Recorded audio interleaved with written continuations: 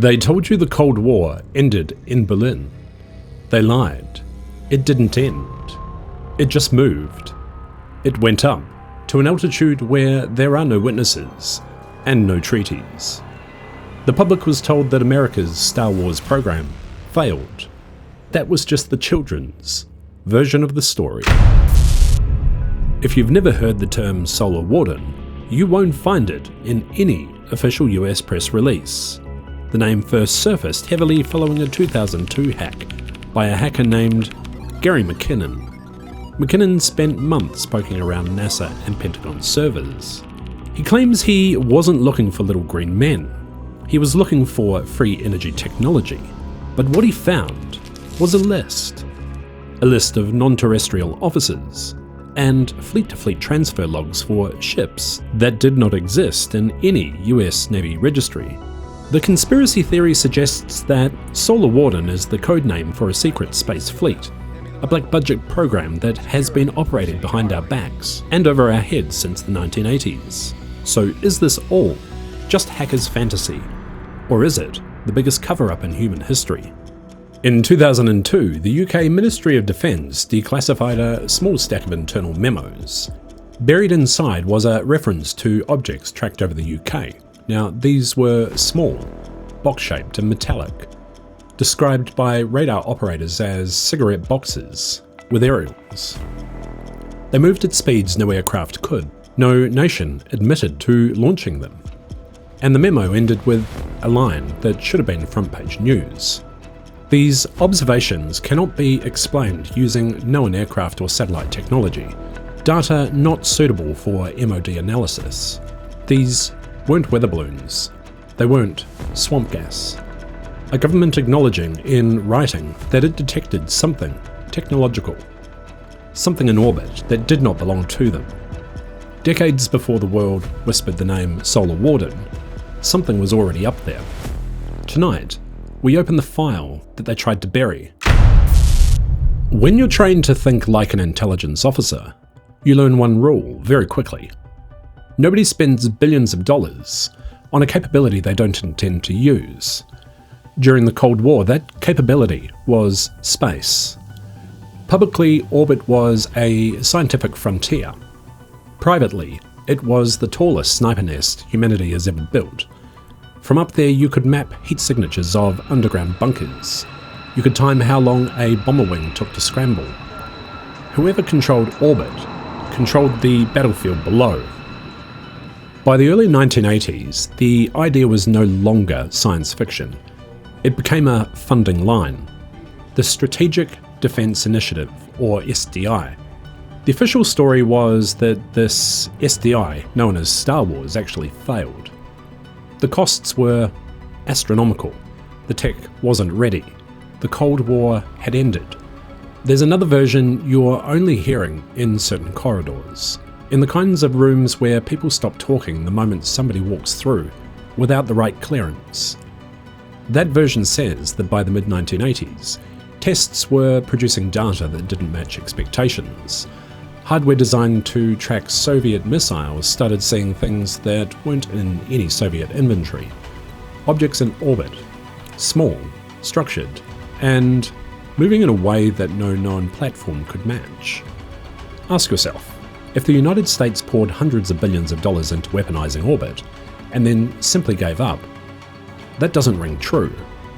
Not to anyone who's ever watched how powers behave. The engineers didn't vanish. The classified test ranges didn't turn into museums. Those people went somewhere. Those technologies went somewhere. And when you follow the trail through failed projects that never really failed, you eventually reach a name that was never meant to be spoken outside of secure rooms. The Space Shuttle launched in 1981. The public saw a symbol of optimism. Inside the intelligence community, the shuttle was an opportunity. A manned platform that could carry large classified payloads. For years, most missions disappeared behind designations like STS-36. Launch windows were hidden. Telemetry was scrambled. Every astronaut carried two sets of orders. The ones for the cameras and the ones that never made it on paper, and yet things slipped out. During routine missions, shuttle crews reported objects pacing them, small points of light that didn't behave, like debris. Because debris doesn't accelerate. Debris doesn't change directions. If this transmission still reaches you, subscribe. Keep the signal alive so you don't miss an episode. The live feed is being monitored at a ground station. Static, black sky, routine. Then a flash. A point of light accelerates sharply. Another streak passes beneath it, like a shot across the bow. NASA calls it thermal ice, but look at the data. The astronaut logs list no thruster activation at that time, and the object accelerated away from Earth quickly. That indicates controlled motion. In intelligence terms, controlled motion implies intent, and intent is a threat marker. Then there's the language. Internal shuttle anomaly reports note that ground-based tracking stations picked up uncorrelated targets. Uncorrelated targets is very specific terminology. It means the thing is real, but we don't have it in any catalogue. It wasn't US, it wasn't Soviet, it wasn't known debris. During debriefs for classified missions, where astronauts began describing these objects of interest, the transcripts often cut abruptly. The phrase, "proceed to next topic," that isn't NASA protecting crew privacy. That is pure compartmentalization. That is what happens when you have data that lives outside of the clearance level of the people who are witnessing it. The shuttle didn't create new mysteries, it just revealed old ones. It exposed objects already up there. Objects the intelligence community had been dancing around since the 1980s. By the early 2000s, the Cold War was over on paper, but behind the scenes, the US black budget was swelling. Enter Gary McKinnon. Depending on who you ask, he's either a nuisance or the only man to stumble into a footprint left by something the world wasn't supposed to see. He wasn't a spy. He was a hobbyist poking around government networks with poor security, and by accident he opened the wrong file. A spreadsheet, plain text, unencrypted. Inside were names, but next to the names were titles no branch of the US Armed Forces has ever publicly used. One of them was Non-Terrestrial officers. Listed below were transfers between ships that do not appear in any naval registry. USS Helen Cotter, USS Curtis LeMay. This is where most people take the wrong turn. They scream Alien Space Navy. They miss the point entirely. From an intelligence perspective, non-terrestrial has a specific meaning, not stationed on Earth. It is phrasing used when someone needs to describe a rotation between platforms outside Earth's surface, without revealing the platforms themselves. It fits the administrative style of black projects perfectly. McKinnon didn't find a fleet of starships. What he found was a roster, a rotation schedule for maintenance crews, remote system operators, or technicians assigned to orbital infrastructure the public has never been told exists. McKinnon stumbled into administrative residue of a project already decades old. He didn't see the hangars, he didn't see the craft, he saw the paperwork. And in bureaucracy, the paperwork is often the most dangerous thing you can find. Before Solar Warden became a theory, it started with a file. Now, in 2002, the British MOD released that memo. Let's look at the data again. Small, rectangular, metallic, moving at extreme velocity, appearing and disappearing off the radar. Nothing about that matches the International Space Station, or debris clouds, or missile bodies, or known Soviet satellites. This file dates back to an era before CubeSat, before SpaceX, before private microsatellites. So unless someone invented the CubeSat 30 years early, someone was deploying small, autonomous structured aircraft into sub-orbit long before the public had a name for them. If you want to know if a black program is real, don't look for the object, look for the logistics. Space is expensive, and nothing gets built up there without a massive footprint down here. Solar Warden would require an ecosystem, launches, tracking networks, secure uplinks, and personnel. Do any of these exist? Yes, all of them. Beginning in the mid-1990s, the National Reconnaissance Office launched multiple payloads labelled only as experimental surveillance assets. Several disappeared from public tracking within hours.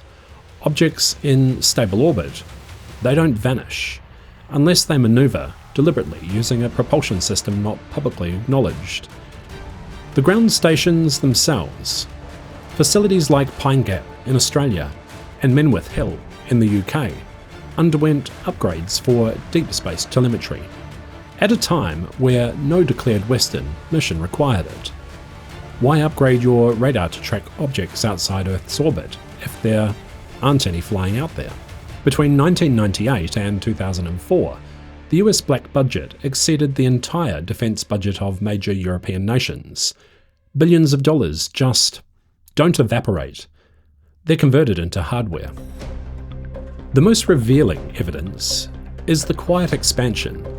In the last 10 years alone, space radar installations have doubled.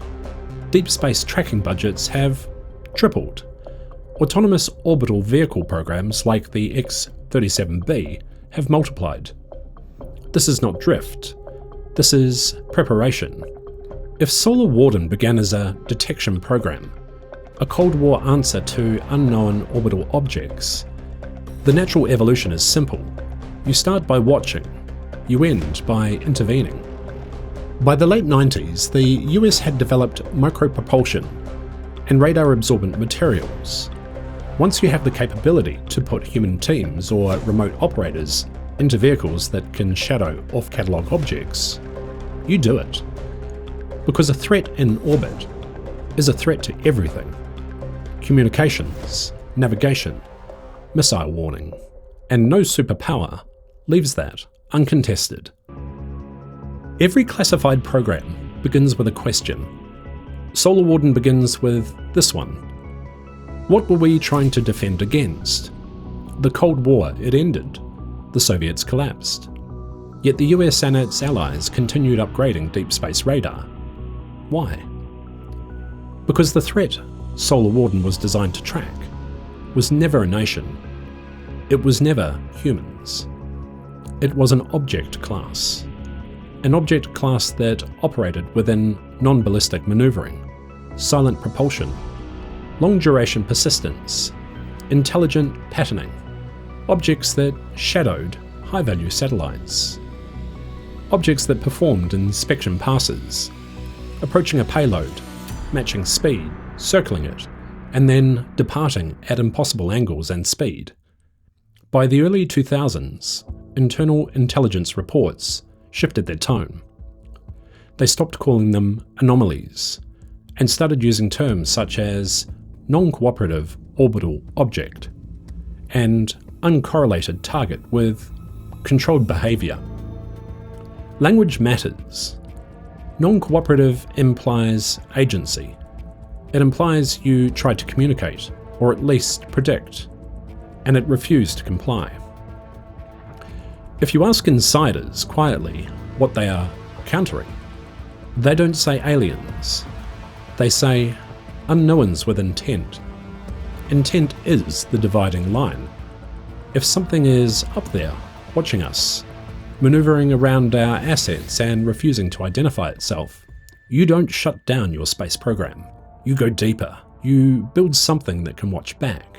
Solar Warden is not a fantasy of space battleships. It is the logistical outcome of strategic necessity to follow, shadow, and understand the things that were already here. There is a moment in every intelligence investigation where the pattern becomes too clear to ignore. Solar Warden sits in that space, not as a myth, but as a consequence. In intelligence, we follow 3 truth rules. Follow the behaviour. Uncorrelated targets performing manoeuvres, physics say, shouldn't happen. You follow the infrastructure. Pine Gap upgrades, off-register satellites and personnel pipelines hidden beneath paperwork. You follow the money, trillions in black budget spending with no visible output. Now, none of these prove a specific spaceship exists, but together they prove a capability is active, and capabilities do not exist without a purpose. Solar Warden was never the name of a fleet. It's the name of a doctrine that said, we are not alone in orbit, and we, as humans, cannot afford to be blind. Gary McKinnon didn't discover the program. He revealed the admin logs, the ghost imprint of a system built to operate in the dark. The moment those names leaked, the community closed ranks, not because of little green men, but because of acknowledging the roster means acknowledging the platforms. And acknowledging the platforms means admitting why we built them. Down here in the bunker, everything is simple. There is the truth, and the version the world is allowed to hear. Solar Warden lives in that space, a space between the 2 realities, and it serves as a reminder of the one thing that governments never say out loud. The most dangerous threats are the ones they can't explain, the ones they can't afford to ignore. For decades, our agencies detected objects in orbit with intelligence and intent. They studied, they chased, and then they built something in return. Maybe it's called Solar Warden. Maybe it's called Orbital Threat Response. The name doesn't matter. What matters is the capability, because something was up there before we were. Something that approached our satellites, shadowed our platforms and observed our systems. And maybe, just maybe, the real secret wasn't the fleet, but the fact that we were never alone to begin with. The transmission ends here. The facts are on the table. The patterns are visible. Now what you choose to believe, hey, that's your decision alone. Just remember, when the governments fall silent, when budgets vanish, when the night sky behaves in ways that no textbook can account for, it's not because nothing is happening, it's because too much is. Until the next broadcast. Thanks for joining me here today, and remember, they rely on you forgetting, on you clicking away. Don't do it. Go deeper down the rabbit hole with this next video. And to make sure the signal can find you again, join the network. Click subscribe here. And keep the light alive. For this is Thinkavarium.